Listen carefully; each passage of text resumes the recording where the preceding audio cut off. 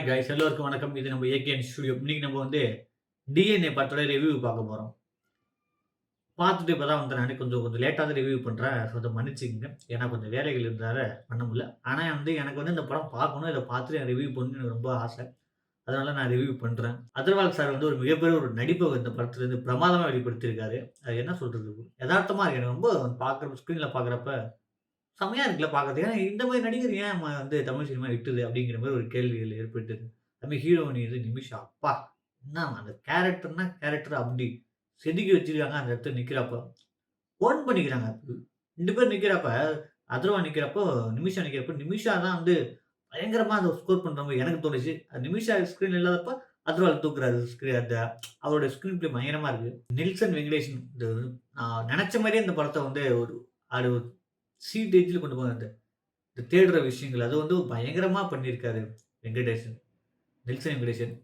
அப்புறம் வந்து மியூசிக் ஜிப்ரான் பயங்கரமா இருக்கு. இந்த படத்தோட கதை என்னன்னா, அகர்வால் சார் வந்து கொஞ்சம் லவ் ஃபெயிலியர். அவருக்கு வந்து காலேஜ் லைஃப்ல இருந்த ஒரு பொண்ண வந்து லவ் பண்ணி சூசைட் பண்ணிட்டு அந்த பொண்ணு செத்துருச்சு. ஸோ அதுல வந்து குடிக்கு ரொம்ப அடிமைட் அடிமையாகி அவங்க வீட்ல மிகப்பெரிய ஒரு பிரச்சனை நடக்குது. அண்ணன் இருக்கும்போது தம்பிக்கு கல்யாணம் பண்ண சொல்லிட்டு அவங்க அப்பா வந்து "ஏன்டா குடிச்சிட்டே இருக்க சொல்லி நீலாம் விளங்கவே மாட்ட" அப்படின்னு சொல்றாரு. அதெல்லாம் செம்மையா இருந்தது பார்க்கறதுக்கு. அப்புறம் வந்து மறுவாழ் மையத்தில போய் சார சேர்த்து அகர்வால் சார் வந்து மறுவாழ் மையத்தில சேர்த்து அங்கேருந்து மீட்டு வந்து அவருக்கு வந்து நிமிஷாவ திருமணம் பண்ணி வைக்கிறாங்க. நிமிஷா எப்படியாப்பட்ட ஒரு கேரக்டர்னா, ஹைப்பர் என்ன சொல்றது? எல்லா விஷயத்தையும் கொஞ்சம் ஜாலியா மோட்டிவா எடுத்துக்குவாங்க. ஸோ அதெல்லாம் வந்து இப்போ வந்து அந்த ஒரு வியாதி அதுக்கு ஒரு பேரே ஒண்ணு வச்சிருக்கு. என்ன பேருன்னு தெரியல அது மறந்துருச்சு. சரி அந்த மாரி ஒரு வியாதியாவே அத பார்க்குறாங்க அத. அந்த பொண்ணு ஒரு மாதிரி அப்படின்னு சொல்றாங்க. ரிசப்ஷன்ல வந்து அவங்க வந்து இருக்காங்க 2 பேர் இருக்காங்க. ஸோ அப்போ என்னன்னா கை கழுவ போறப்போ வந்து ஒருத்தர் வந்து, "இந்த பொண்ணு லூசு பொண்ண வந்து இந்த பையனுக்கு கல்யாணம் பண்ணி வச்சுட்டாங்க" அப்படின்னு சொல்லி சொல்றது. அத கேட்டுட்டு வந்து மேல வந்து சொல்றாங்க, "2 சைடுமே கொஞ்சம் பிரச்சனையா போகுது. லூசு பொண்ணுக்கு வந்து இந்த மாரி பையன கல்யாணம் பண்ணிச்சு. ஏன் உங்க பையன் மட்டும் என்ன குடிச்சிட்டு மதுபானத்துல இருந்துட்டு வந்தானா?" அப்படின்னு ஒரு பிரச்சனை உண்டாகுது. இந்த பிரச்சனையெல்லாம் பார்த்துட்டே இருக்கிற அத்தர் என்ன பண்றாரு, அங்கேருந்து அந்த பொண்ணும் பார்த்துக்கிட்டு இருக்கு.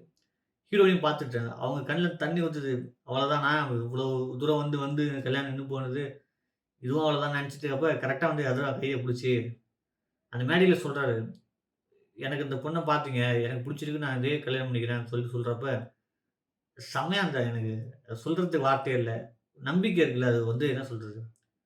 பயங்கரமா இருக்கும். அதுவுமே அந்த படத்துல வந்து நிமிஷாக்கு வந்து ஒரு வியாதி இருக்கு, வியாதி இருக்குன்னு சொல்லுவாங்க. அது லூசு மாரி பண்ணிருப்பான். ஆனா, அந்த அந்த அந்த வார்த்தை வந்து ஸ்டேஜ்ல அவர் சொன்னதுக்கு அப்புறம் வந்து டோட்டலா அவங்க வந்து செம்மையா ஆயிடுவாங்க.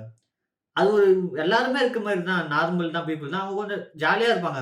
எந்த ஒரு கேர் இல்லாம ஜாலியா ஒரு துருதுருன்னு இருப்பான் சொல்லுவாங்க. ஸோ அந்த மாரி இருக்க ஒரு கேரக்டர் அவங்க. அத வந்து இப்ப இருக்க காலகட்டத்தில வந்து ஒரு வியாதி, ஒரு டாக்டர பாரு, மருந்து குடி, இத சாப்பிடு, அத சாப்பிடுன்னு சொல்றாங்க.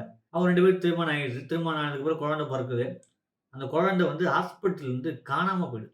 காணாம போகுது ஐ மீன் அந்த நிமிஷாக்கு பொறந்த குழந்தையும், வேற ஒருத்தவங்களுக்கு பொறந்த குழந்தையும் என்ன பண்றாங்க, மாத்தி வச்சுர்றாங்க. மாத்தி வச்சு, என்ன பண்றாங்க, அந்த குழந்தைய நிமிஷாட்ட குடுத்துட்டு போயிர்றாங்க. இன்னொரு இடத்துல எடுத்த குழந்தைக்கு பதிலா இந்த குழந்தைய எடுத்துட்டு வந்து வித்துர்றாங்க. குழந்தை இல்லாம இருக்காங்கல்ல, இப்ப இது ஒரு பிசினஸ் போல. குழந்தை இல்லாம இருக்கிறது. அதெல்லாம் வந்து இந்த மாரி பிசினஸ் பண்ணி தூக்குறாங்க. எனக்கு தெரிஞ்சு உண்மையா அது நடக்கிற கதை தான் எடுத்துருக்காங்க போல. ஏன்னா, நம்மளுக்கெல்லாம் அந்த நரபலி குடுக்குறது, இந்த குழந்தைய கண் இத புடுங்கி பிச்சை எடுக்குறது, இல்லைன்னா வந்து பேக் பண்ணி வெளிநாடுகளுக்கு அனுப்பிச்சு வச்சு, அந்த குழந்தை வளர்ந்ததுக்கப்புறம் அத வியாபாரம் பண்ணிக்கலாம் அப்படின்னு சொல்ற மாரி. ஆனா இது வந்து பார்க்குறப்போ குழந்தை இல்லாதவங்களுக்கு ஆர்கனைஸ் மாரி வச்சு இந்த மாரி 3D தராங்க. அதெல்லாம் பார்க்குறப்போ ரொம்ப மோசமா இருக்கு.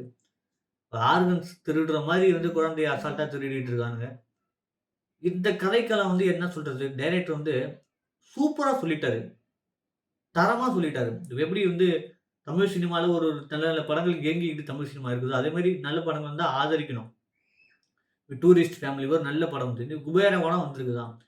ஒண்ணுமே இல்ல படத்துக்கு பார்த்து என்ன வேஸ்ட்டு ரூ. 150 வேஸ்ட்டு. இப்ப நான் வந்து டிஎன்ஏ பார்த்துட்டு வரேன், வெளில வரேன் ரூ. 150க்கு சூப்பர்ரா! ஒர்த்ரா! தரேன்டா ரூ. 150 குடுத்து நிம்மதியாடா எனக்கு நல்ல படம் சினிமா காட்டுறீங்கடா! அப்படின்னு சொல்லிட்டு வெளில வர மாரி இருக்கு இந்த சினிமா டிஎன்ஏ. கதை, களம் ஸ்டார்ட் டூ எண்ட் நம்ம ஸ்டார்ட்டிங்ல ஒரு சீன் பார்த்திருப்போம். அந்த சீனுக்கான வந்து எண்டுல வந்து நிக்கிறப்ப அது சூப்பரா இருக்கு. தப்பு பண்ணிட்டான் தான். ஆனா தப்புக்கான தண்டனை வந்து என்னைக்கா இருந்தாலும் கிடைக்கும். தண்டனை தள்ளி தான் போகுதே தவிர, தண்டனை கிடைச்சே ஆகும்ல. அந்த வந்து அது சொல்ற விதம் வந்து செம்மையா இருந்தது டிஎன்ஏ படத்துல. என்ன பொறுத்தவரைக்கும் இந்த படம் எப்படி இருக்கு அப்டின்னா, அந்த 2 கேரக்டர் இருக்குல்ல, அவன், அவள் ஹீரோ, ஹீரோயின் இருக்காங்கல்ல, நம்புறாங்க. அப்ப நான் சொல்லி நீ நம்பலையா? அப்டின்னு சொல்லி நிமிஷா கேட்கிறப்ப, அப்புறம் தான் வந்து டிஎன்ஏ டெஸ்ட் தான் பார்த்து எடுத்து வருவாங்க.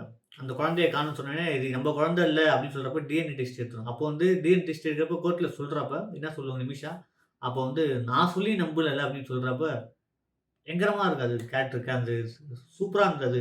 அதே மாரி சின்ன ஒரு ஃபன் எலமெண்ட்ஸ் அப்படின்னா, ஆ லூசு பொண்ணுன்னு தான் கீழ வந்து சொல்லுவாரு அந்த அண்ணன். வீட்டுக்கு வந்திருப்பாங்க. வீட்டுக்கு வந்தா அந்த பொண்ணு டீ போட்டு குடுக்கும். அண்ணா டீ சாப்பிடுன்னு சொல்லி குடுக்கும். அப்போ வந்து சொல்லுவா அந்த பொண்ணு, "லூசு பொண்ணு போட்ட டீ எல்லாம் குடிக்க மாட்டீங்களா?" நீ சொல்லுவா. அது செம்மையா இருக்கும் அது கேட்கறதுக்கு. அது நல்ல ஃபன் எலமெண்ட்ஸுமே கரெக்ட்டா இருந்துச்சு. இது எதுக்கு என்ன வேணுமோ, அது அதுக்கு அது கரெக்ட்டா இருந்துச்சு. அதேமாரி அதர்வால் சார் கூட வந்து த்ரோட்டா ஒரு போலீஸ் ஒரு கேரக்டர் ஒண்ணு வருது. அந்த கேரக்டருமே வந்து சப்போர்ட்டிங்கா நல்லா பண்ணி, அப்டி தூக்கிட்டு போய் நிக்குது அந்த இடத்துல அந்த கேரக்டர்.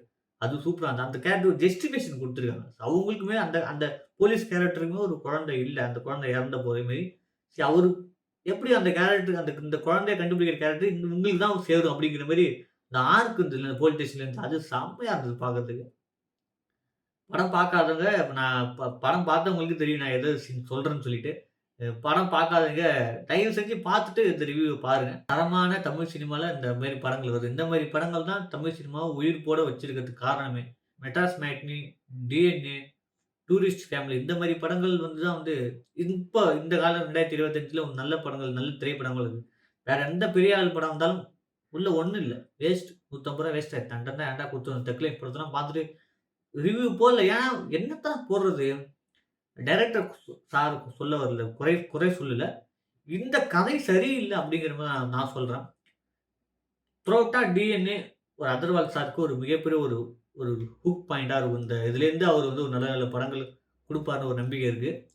நிமிஷா அவங்களுக்கு ஒரு வாழ்த்துக்கள். தமிழ் சினிமால சித்தால வந்து ஒரு மிகப்பெரிய ஒரு சித்தா படத்துல வந்து ஒரு எல்லாருமே வந்து ரொம்ப வந்து சின்ன புள்ள டார்க்கா இருக்காங்க. கேரக்டர் சரியில்ல. அப்படி பேசுனாங்க. நடிப்பு பேசுனாங்க. தப்பா பேசல. ஆனா வந்து ஒரு ஹீரோயின் மெட்டீரியல் இல்ல அப்படின்னு சொல்லி எல்லாரும் ஒரு விமர்சனம் வச்சாங்க. பெர்ஃபார்மன்ஸ் ஓரியன்ட்ன்னா இப்படிதான் இருக்கும். அவங்க உண்மையிலே என்ன பொறுத்தவரைக்கும் அவங்க மிகப்பெரிய ஒரு ஹீரோயினி. இப்ப தோல் வெள்ளையா இருக்கு, பளபள ஜிம்மு கிம்மு அதெல்லாம் கிடையாது. இதுதான் இப்படிதான் ஒரு ஹீரோயினா இப்படிதான் இருக்கும். அப்படிங்கிற மாரி தரமா வந்து பண்ணிட்டு போயிட்டாங்க. அவங்களுக்கு தமிழ் சினிமால மிகப்பெரிய ஒரு எதிர்காலம் இருக்கு. நல்ல நடிகர் எங்க இருந்தாலும், எதுல இருந்தாலுமே ஒரு வாழ்த்துகளும், பாராட்டுகளும் நம்ம தமிழ் சினிமா ஆதரிக்காம விடாது. எல்லாருக்குமே ஒரு ஆதரவு குடுக்கும்.